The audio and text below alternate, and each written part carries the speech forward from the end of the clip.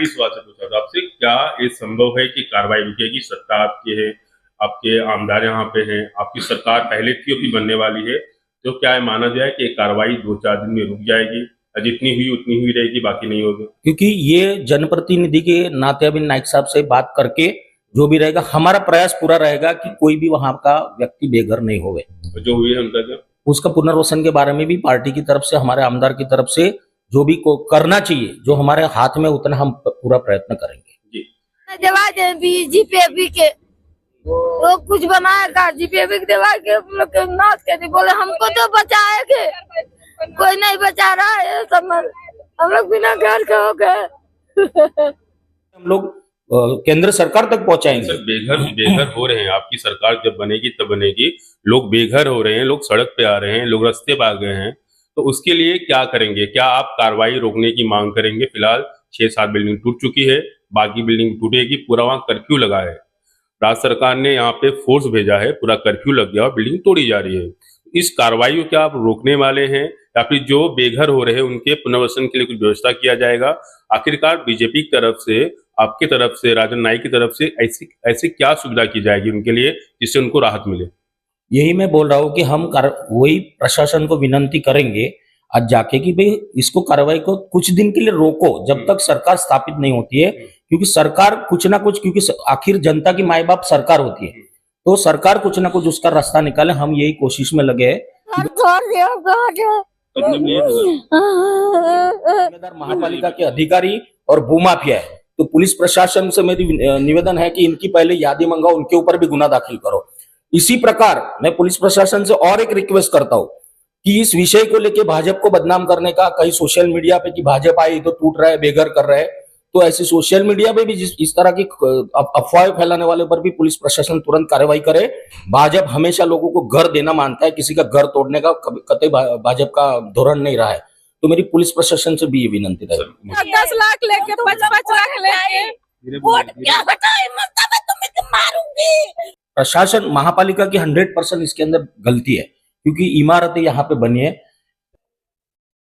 नमस्कार, मैं रवि पंडित और इस वक्त मैं हूँ बीजेपी कार्यालय में। नालसपारा पश्चिम का कार्यालय है और राजन नाईक आमदार चुन के आए हैं। पश्चिमी विरार पालघर में बीजेपी की सत्ता आ चुकी है। इसी बीच में 41 बिल्डिंग का मुद्दा जो है गर्मा गया और इस पे कार्रवाई शुरू हो गई है। कल से कार्रवाई की जा रही है। कल 7 बिल्डिंग तोड़ी गई और बाकी जो बिल्डिंग है 41 वो भी तोड़ी जाएगी। लेकिन मुद्दा यहाँ पे है कि इसमें जो लोग रहते हैं, उत्तर भारतीय भी हैं, बिहार के भी हैं और स्थानीय लोग भी हैं। उनका कहना है कि हमने सत्ता तो बदल दिया, बीजेपी को चुन के लाया, विकास का वादा किया गया था, लेकिन क्या यही विकास है कि हमारा छत हमसे छीन लिया गया और हम सड़क पे आ गए? तमाम ऐसे मुद्दे हैं, तमाम वीडियो है जो वायरल हो रहे हैं। सर नमस्कार, एक जो पूरा मुद्दा है, फिलहाल आप 2 दिन से वीडियो हम देख रहे हैं, क्या कहेंगे मुद्दे पे आप? देखिए, सबसे पहला तो ये जो 41 बिल्डिंग में हजारों परिवार रह रहे हैं, वो बेघर, उसमें से कुछ कल से जानकारी के मुताबिक 7 बिल्डिंग तोड़े गए हैं। क्योंकि ये जो हो रहा है वो उस पर मैं कतई उस पर राजनीति किसी ने भी नहीं करनी चाहिए मेरे हिसाब से। क्योंकि जो वहां पे रह रहे, हमने पहले, मैं स्वयं वहां जाके जब शुरुआत में जब नोटिस आया था तब मैं खुद भी वहां पे गया था कि भाई जब ये इमारतें बन रही थी तब प्रशासन सो रहा था क्या? तो किसी भी एक देश के प्रधानमंत्री हर व्यक्ति को घर दिलाने की कोशिश कर रहे हैं और यहाँ हमारे क्षेत्र के अंदर हजारों परिवार बेघर हो रहे हैं, उसका हमें दुख है। लेकिन इसमें ऐसा है कि कुछ न्यायिक प्रक्रिया का विषय है, क्योंकि यहाँ हाईकोर्ट ने कुछ आदेश दिया हुआ है। उसके बाद हमें जो प्रशासन से जानकारी मिली कि इसको लेके सुप्रीम कोर्ट तक लोग गए और सुप्रीम कोर्ट ने भी इसको स्टे देने से इनकार किया है। तो न्यायिक प्रक्रिया है, तो जो भी काम होता है वो न्यायिक प्रक्रिया से होता है। तो कहीं ना कहीं प्रशासन, महापालिका की 100% इसके अंदर गलती है, क्योंकि इमारतें यहाँ पे बनी है। और कहीं ना कहीं कुछ जो राजनीतिक जो दल होते हैं, उन्हें भी मैं रिक्वेस्ट करूंगा कि ये इस विषय को लेके कहीं किसी भी प्रकार की राजनीति न करे और प्रशासन पे भी किसी प्रकार का दबाव न लाए कि भाई तोड़ो। क्योंकि हमारा भी प्रयत्न रहेगा कि जो न्याय प्रक्रिया उसके अंदर को, इवन शासन प्रशासन भी नहीं, लेकिन उसके अंदर कुछ ना कुछ उसकी पॉलिसी बना के उसको हमारा बचाने का हमारा भी प्रयत्न रहेगा। वो जो न्यायिक प्रक्रिया रहेगी उसकी तरह से हम प्रयत्न करेंगे। लेकिन जो मैं आपके माध्यम से हमारे महापालिका के भी कुछ लोगों को मैं कड़ा संदेश देना चाहता हूं कि आप लोग अब एक गुलामी मानसिकता से बाहर आए। अगर कोई भी अधिकारी ठीक है, कानूनी व्यवस्था है, सब देखना होता है, तो वो उसकी तहत उन्हें भी जवाब देना है कोर्ट में। लेकिन उसका मतलब ये नहीं कि किसी जनता को अगर आप परेशान करोगे तो आप भी उसकी सजा के पात्र बनोगे। इतना मैं ये अधिकारियों को क्लियरली मैं एक मैसेज देना चाहता हूं। और मैं पुलिस प्रशासन को भी एक रिक्वेस्ट करता हूं कि जब आप पुलिस प्रोटेक्शन दे रहे हो तो कम से कम उस वक्त उन जो अधिकारी जब पुलिस प्रोटेक्शन मांगने को आए तो उनसे भी पूछिए कि पहले ये जो इमारतें बनी है किसके कार्यकाल में, कौन अधिकारी थे जिसके कार्यकाल में बनी है, पहले उनकी यादें हमें दो, ताकि उनके ऊपर गुनाह दाखिल करो। क्योंकि ये जो है महापालिका के अधिकारी और भूमाफियाओं की मिलीभगत से ये जो इमारतें बनी है और हजारों परिवार आज बेघर होने को जा रहे हैं, उसके लिए जिम्मेदार महापालिका के अधिकारी और भूमाफिया है। तो पुलिस प्रशासन से मेरी निवेदन है कि इनकी पहले यादी मंगाओ, उनके ऊपर भी गुनाह दाखिल करो। इसी प्रकार मैं पुलिस प्रशासन से और एक रिक्वेस्ट करता हूं कि इस विषय को लेकर भाजपा को बदनाम करने का कहीं सोशल मीडिया पे कि भाजपा आई तो टूट रहा है, बेघर कर रहा है, तो ऐसे सोशल मीडिया पे भी इस तरह की अफवाहें फैलाने वाले पर भी पुलिस प्रशासन तुरंत कार्रवाई करे। भाजपा हमेशा लोगों को घर देना मानता है, किसी का घर तोड़ने का कतई भाजपा का धोरण नहीं रहा है। तो मेरी पुलिस प्रशासन से भी ये विनंती है। मुद्दा दरअसल ऐसा है कि 2006-7 में वजन विकास अघाड़ी के जो नगर सेवक थे सीताराम गुप्ता, उन्होंने उस जगह पे डेवलप करना शुरू किया। जो जगह है डंपिंग ग्राउंड का है, रिजर्वेशन का है, और लगातार वहाँ बिल्डिंग बनती गई। 2016-17 तक शायद वहाँ बिल्डिंग बनी है, 41 बिल्डिंग बना। जब ये टूटने का आदेश हुआ, हाई कोर्ट ने आदेश किया, उसके बाद तमाम पक्ष के नेता आगरी सेना से वजन विकास अघाड़ी के लोग भी सामने आए कि नहीं टूटे। ये पूरा सिलसिला चलता गया, इलेक्शन हुआ। इलेक्शन होने के बाद अब तुरंत जो कार्रवाई की जा रही है, तो लोगों का ऐसा करना है कि बीजेपी द्वारा ही किया जा रहा है या फिर नहीं किया जा रहा है। लेकिन जो लोग ने वोट दिया था उनकी भी तो मांग है कि उन्हें अचानक घर तोड़ के उनको रास्ते पर उतार दिया, उनका छत छीन लिया, उनका आशियाना टूट गया। तो उनके लिए कम से कम प्रशासन को पुनर्वसन की सुविधा करने के बाद कार्रवाई करनी चाहिए थी।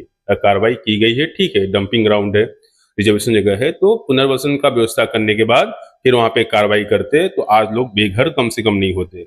उसके लिए क्या प्लान है? इसमें लगे कि एक बार सरकार स्थापित हो जावे तो उनका पुनर्वसन के बारे में सरकार सोचे, ताकि कोई बेघर ना होवे, क्योंकि नहीं तो ये विषय हम लोग केंद्र सरकार तक पहुंचाएंगे। सर, बेघर हो रहे हैं, आपकी सरकार जब बनेगी तब बनेगी।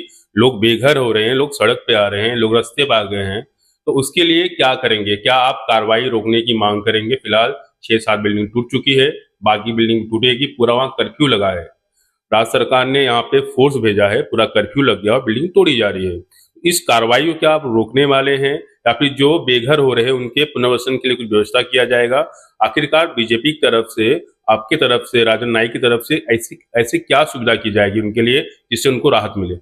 यही मैं बोल रहा हूं कि हम वही प्रशासन को विनंती करेंगे आज जाके कि भाई इसको कार्रवाई को कुछ दिन के लिए रोको, जब तक सरकार स्थापित नहीं होती है। क्योंकि सरकार कुछ ना कुछ, क्योंकि आखिर जनता की माई बाप सरकार होती है, तो सरकार कुछ ना कुछ उसका रास्ता निकाले। हम यही कोशिश में लगे हैं कि भाई उसको थोड़ा दिन के लिए स्टे किया जाए। हम ये चीज माने कि वो कार्रवाई रुकेगी?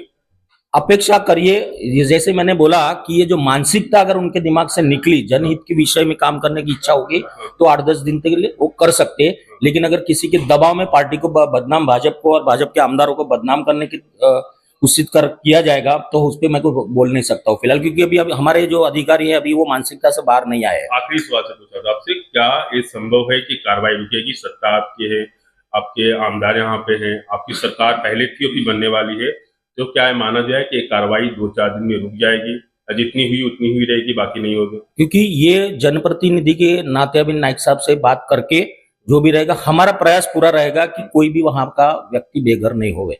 जो हुई है उनका क्या? उसका पुनर्वसन के बारे में भी पार्टी की तरफ से, हमारे आमदार की तरफ से जो भी को करना चाहिए, जो हमारे हाथ में, उतना हम पूरा प्रयत्न करेंगे। जी, ये थे हमारे साथ में मनोज बारोट जी। और लगातार जो कार्रवाई की जा रही है 41 बिल्डिंग के मुद्दों पे, उस कार्रवाई में हजारों लोग बेघर हो रहे हैं। तमाम राजनीतिक पार्टी इसके पहले आंदोलन किया था, लेकिन अब सामने कोई नहीं आ रहा है। फिलहाल मनोज बारोट जी ने आश्वासन दिया है कि वो आमदार राजन नाईक से बात करेंगे, प्रशासन से बात करेंगे और इस कार्रवाई को रोकने की कोशिश करेंगे। अब देखना होगा कि कार्रवाई रुकता है या यूं ही चलते रहता है।